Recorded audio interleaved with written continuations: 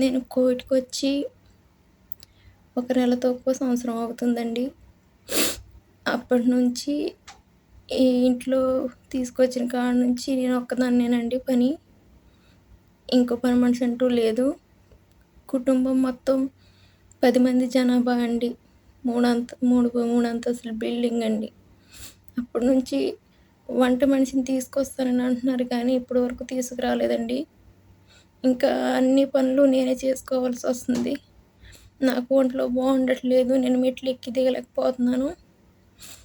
కాళ్ళు చాలా బాధొచ్చేస్తున్నాయి. నాకు ఒంట్లో బాగుండట్లేదనేసి అలానే వాళ్ళతో చెప్పలేదు గానండి. ఆఫీస్ మేడంకి ఫోన్ చేసి చెప్పాను. చెప్తే "ఇప్పుడే నువ్వు అలాగంటే పని చేయడానికొచ్చావా? దేనికొచ్చావమ్మా?" అనేసి అన్నదండి.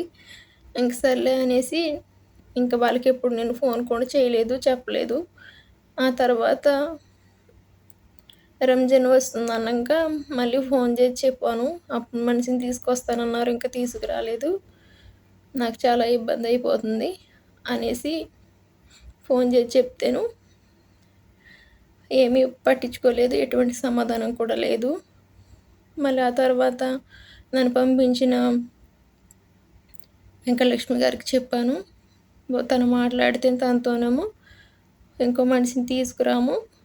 మేము ఒక మనిషితోనే పని చేపించుకుంటాము అని వీళ్ళన్నారంట. నాతోనేమో ఇంకో మనిషి వస్తది. ఉండు అనేసి నన్ను పంపలేదు. నేను వెళ్ళిపోతానన్నా కూడాను. అలాగా సా పెద్ద ఏజెంట్ గారికి చెప్తేనేమో 15 రోజుల్లో మనిషి వస్తదంటమ్మా రంజాన్‌కి. ఉండు అప్పట్లోకి తీసుకురాకపోతే నేను ఇల్లు మార్పిస్తాము అని అన్నారు. అలాగే రంజాన్ కూడా అయిపోయింది. రంజాన్ కూడా తీసుకురాలేదు. రంజాన్ అయిపోయిన తర్వాత 7వ నెల వచ్చిన తర్వాత నేను వెళ్ళిపోతాను. నేను ఉండను. నాకు ఒంట్లో బాగుండట్లేదు. నన్ను ఆఫీస్‌కి తీసుకెళ్ళిపోండి. నాకు డబ్బులు కూడా వద్దు. నాకు జీతం కూడా వద్దు. నేను ఇంటికెళ్ళిపోతాను అనేసి నేను ఎప్పుడైతే అన్నానో లేదో నన్ను కొట్టి రూమ్‌లో 4, 5 రోజుల దాకా రూమ్‌లో పెట్టి అన్నం కూడా పెట్టుకోకుండా గదిలో ఉంచారు. ఆ తర్వాత నేను అందరిని కాళ్ళు, వేళ్ళు పట్టుకొని కూడాను బ్రతిమలాడాను. నేను వెళ్ళిపోతాను, నేను ఉండను అనేసి. అయినా కూడా నా మాట ఎవరు పట్టించుకోకుండా అలానే ఉండేవాళ్ళు. తీసుకెళ్తాను ఆఫీస్‌కనేసి పనంతా చేపించుకొని తీసుకెళ్ళలేదు. ఆఫీస్ క్లోజ్ అయిపోయినాయి అనేసి నా ఫోన్ కూడా తీసేసుకున్నారు. నేను ఎవరితోనూ మాట్లాడడానికి కూడా లేకోకుండా ఫోన్ కూడా ఇవ్వననేసి. ఆ తర్వాత నేను ఉంటాను, చేసుకుంటాను అనేసి చెప్తే నేను ఇంటికి ఫోన్ చేసుకోవాలి అనేసి బ్రతిమలాడితే ఫోన్ ఇచ్చింది. కాకపోతే ఎనీ టైం పగలైతే ఫోన్ మాట్లాడడానికి లేదు రూమ్‌కొచ్చిన తర్వాతనే. అప్పుడు ఇంట్లో వాళ్ళు పడుకుండిపోతారు. మాట్లాడితే దొంగసాటుగా మాట్లాడాల్సొస్తది ఇంట్లో వాళ్ళతోటి. అలా జరుగుతుంది. ఏదన్నా అంటేను ఆఫీస్‌కి గాని ఇక్కడ విషయాలు చెప్పినట్టయితేనే చంపేత్తాను అని బెదిరించింది. అందుకు నేను ఇక్కడ పరిస్థితుల గురించి ఆఫీసోళ్ళకి చెప్పలేదు. చెప్పినా కూడాను వీళ్ళని అడగొద్దని చెప్పాను.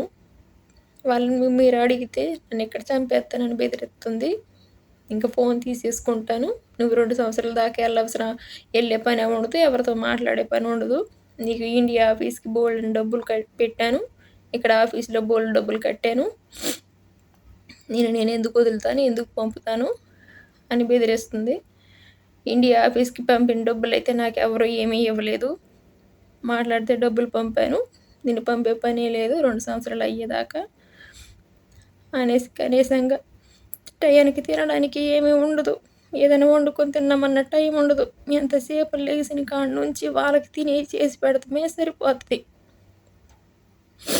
నిద్ర ఉండదు. పొద్దున 5:30కి లెగిసిన కాడ నుంచి రాత్రి 1:00, 2 అయిపోతది టైం. మళ్ళీ 5:30కి టయానికి లెగాలి. రాత్రి ఏ టైం అయినానుకో సరేను గాని. ఇగో రాత్ర పార్టీ జరిగింది 2 వరకు.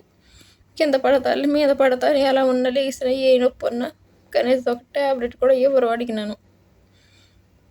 అంత దారుణంగా చూత్తరు పనోళ్ళనిక్కడ. శంకరు మా చెల్లండి. సంవత్సరం అవుతుందండి. వెళ్ళి మరి నెల రోజుల క్రితం నుంచి ఫోన్ చేసి అలా ఇబ్బంది పడుతుందండి, పంపిస్తామంటున్నారు కానీ పంపిస్తలేదు. మరి ఇలా అన్న ఏదైనా ఒంట్లో బాగోలేకపోయినా కానీ మరి ఏమి పట్టించుకుంటలేదంట. మరి అక్కడ మరి సాకిరి బాగా చేపిస్తున్నారు కానీ మరి హెల్త్ కూడా సరిగ్గా బాగోలేదు. వాళ్ళ పిల్లలు ఏమో ఇక్కడ చాలా ఇబ్బంది పడిపోతున్నారు, వాళ్ళ అమ్మని చూసి ఏడుతున్నారు. పిల్లోడు కూడా అమ్మాయి అబ్బాయి మరి మరి మా చెల్లి శంకరు మరి చాలా బాగా మొన్నటి నుంచి ఇవాళ బాగా ఎవరు పట్టించుకోవట్లేదు. సరే అండి.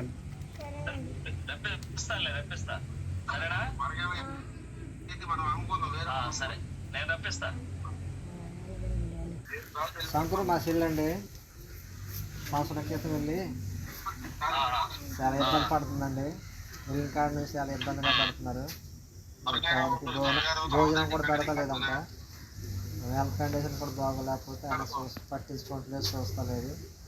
అది మీరే కట్టి సహకరించి ఇక్కడికి రప్పించండి. చాలా పిల్లలు కూడా చాలా ఇబ్బంది పడుతున్నారండి, ఏడుతున్నారు. వెంకటలక్ష్మి అనే ఆవిడంటండి. For more videos like this, subscribe Big TV channel.